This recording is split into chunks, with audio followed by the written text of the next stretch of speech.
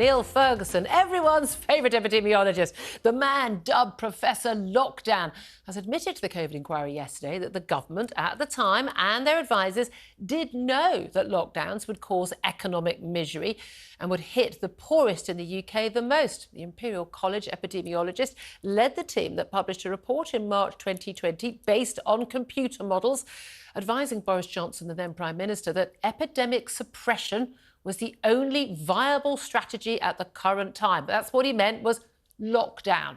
He later resigned from SAGE for breaking the rules himself, but remained a government advisor to this day. Well, let's talk about this now. I'm joined by political and social commentator James Melville, and still in the studio is Brendan Chilton as well. Good afternoon to you, James. Hi, Julia, you well? Well, thank you very much for doing. Well, apart from still seething with anger, we spoke with Professor Carl Hennigan about this, of course, Professor of Evidence-Based Medicine, mad idea, using evidence to make policy, yesterday, looking ahead at what he was going to say. But the revelations that we had from Neil Ferguson yesterday at the COVID inquiry, this is the second module looking at government decision-making. We now know that at the end of October, Halloween of all dates, Dominic Cummings, the government's then chief advisor to the Prime Minister, is going to be giving his evidence. Everyone, let's face it, is trying to make themselves look like they were doing the right thing at the time. Everyone wants to basically cover themselves in glory and everyone else with the proverbial. But it is absolutely fascinating that Professor Neil Ferguson has basically said that, look, he didn't push for restrictions. That wasn't his job. He was an advisor. But it's been made really clear in what the evidence was that was heard, that they were aware that the impact of locking down would be devastating. Yeah, but this wasn't discussed at the time, was it? Anyone who suggested this, pointing out not just the economic impact, but a whole heap of collateral damages because of lockdowns, were smeared as a COVID idiot, and the debate was shut down. And slowly but surely, the data comes down the tracks, and we see that actually lockdowns is probably the biggest public health disaster in the modern era.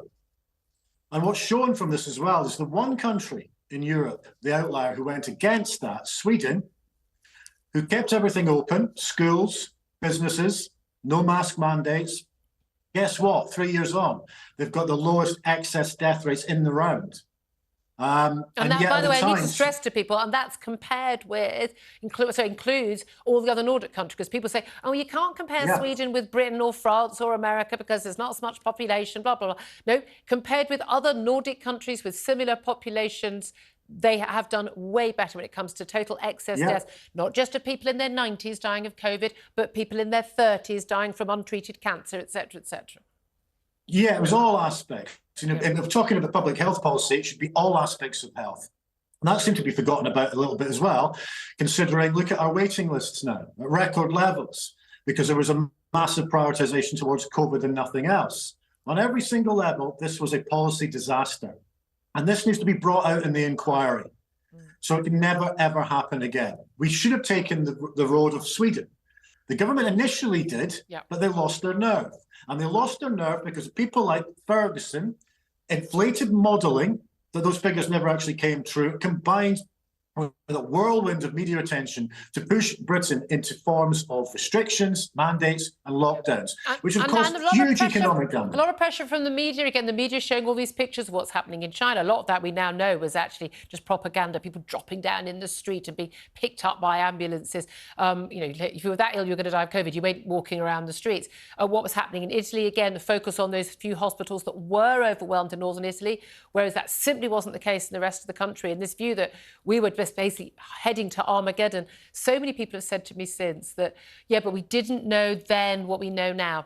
You can just go back and watch the press conferences that were given with the Prime Minister at the time and with Chris Whitty and Patrick Vallance. They were saying at the time pretty much everything we know now. This is low risk to children. That's why we're not going to close schools. It wouldn't make any difference to whether or not we, in terms of marginal difference at all to the spread of the disease. But also making it really clear, you can't basically suppress a virus. The aim of that first lockdown, supposedly for 3 weeks, was to flatten the curve so we wouldn't have our healthcare services overwhelmed in one go, we would spread it out. And then that all got forgotten because, well, you know, people loved their lockdown.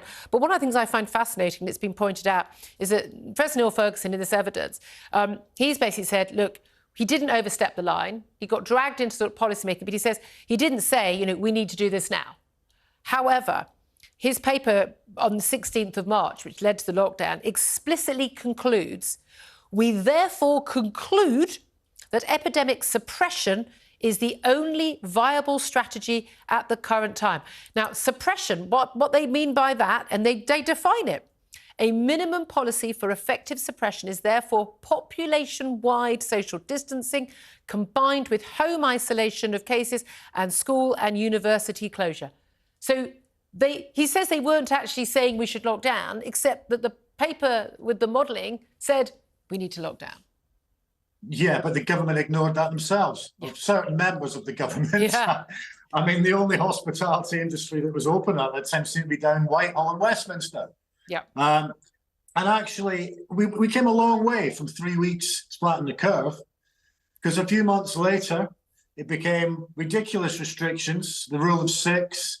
Crazy policies didn't make any sense. Scotch eggs, but only sitting down, not standing up. I mean, one-way systems in supermarkets.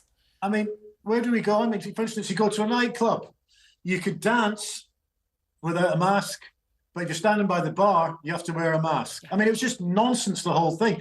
And sadly, the thing is, James, you say that. See, Brendan Chilton's with me. We're both laughing at that, and we all laugh about it now. And again, some of those press conferences over this period, people are laughing. This was a democratically elected government and democratically elected parliament saying, yeah, fine to everything.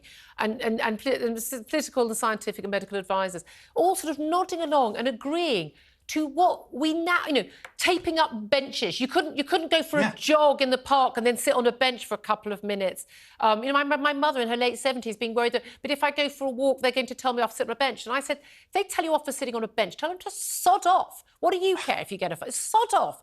Go away. I'm a 79-year-old. I want to sit on a bench. But it is absolutely extraordinary that we can look at it now and go, oh, that's all crazy. Yeah. It happened. It didn't happen 100 years ago. It happened a couple of years ago. Why are so many people trying to rewrite history, and why are so many people trying to just forget all about it?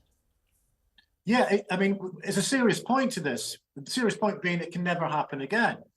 And I think, you know, if there is anything like this again, we start from a very different base of support against all these restrictions and mandates and lockdowns. And it got even more sinister than this. As well as all the stupid rules and restrictions that didn't work, it slipped into something that was unbelievably illiberal and draconian, and that was vaccine passports. I mean, that for me was even worse than the lockdowns in some ways, because, you know, that is ultimate form of authoritarianism, discrimination on medical choice. And it's, lest we forget this, it seems like the inquiry's heading in one direction, everyone's trying to justify their existence and how great they were. Actually, it should be the diametric opposite. These people who are behind these measures should be called out to make sure that this never happens again. Because it comes back to the original point about the collateral damages. It's not just about economic impact, it's about kids' welfare, mental health issues. All of which was flagged. Businesses that were forced to shut against all of this was flagged at the time by people. I remember domestic violence charities talked about it early on, cancer charities within a matter of weeks. And again, we were told we're not going to lock down schools, that we close schools. It wasn't making any difference, and children aren't at risk. And then we don't want their education to suffer. And we locked down more than any other country, apart from, I think, Italy, when it came to schools. Let me stay on the line, if you will, but let me just bring in Brendan Chilton. You were someone, again, speaking out on this. People were aware, and people were saying now, the whole line is, we didn't know. We didn't know about the collateral damage, but we also didn't know just, you know, how dangerous this disease was. We thought it was a lot more dangerous than it is. I mean, some people are still walking around like they think the plague is here. It's not Ebola, people, and it's dangerous for some people. For most of it, it's not, which is something that Chris Whitty and Patrick Vallance said on our screens in one of the March press conferences before we locked down, with the panic over this computer model. But people are just refusing to admit the truth. You know, it's all out there. We had the press conferences that this evidence is out there. but they want us to forget it. Why?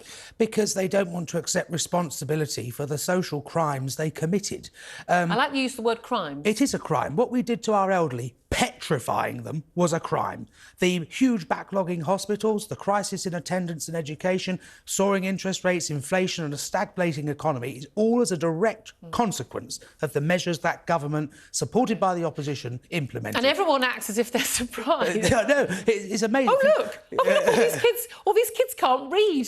Oh, look, and they've got mental health problems because they've been locked in their homes on their own on a screen for the best part of 2 years. Oh, look, the economy is completely damned. It's extraordinary that they're trying to get out of it. And the fact that we are where we are now with, as I say, a stagnating economy, very high inflation, is as a direct result of shutting down an economy for 2 years. You can't just switch it back on and expect things to go back to normal. Absolutely. James Melville, coming back to you, is another story we were talking about earlier, this letter, this Westminster Declaration about, you know, the right to freedom of speech and also not being censored online. We've only got a minute or so, but this is crucial, isn't it? Because there was massive censorship of what people like you and I and people who know far more than us, medical professionals, scientific professionals, were saying about COVID. It's absolutely vital we don't have that censorship, so we have those alternative opinions, so we can actually get to the truth, and we don't do something as insane and criminal as was done to us. Completely. Freedom of speech is paramount. It's a pillar of our society. You know, if someone says something that is wrong, they have the consequences of freedom of speech. They still have that freedom. And that comes back to what you're saying about the whole COVID era. If, you know, the government have their way and the regulators have their way, especially in terms of online, then we lose our voice. You know, the government try and shut us down because we disagree with the government. I mean, that's a whiff of sort of like East Germany in the 1970s. That should have we should have no part of that. We should have the right for respectful discourse, alternative opinions. And if those opinions call out the government, good, that's part of democracy. And any attempt to try and shut that down, it becomes like a Trojan horse because it becomes abused. The government claw more and more suppression on this. As we have seen, and we shouldn't have that in our society. Still doing it now, absolutely.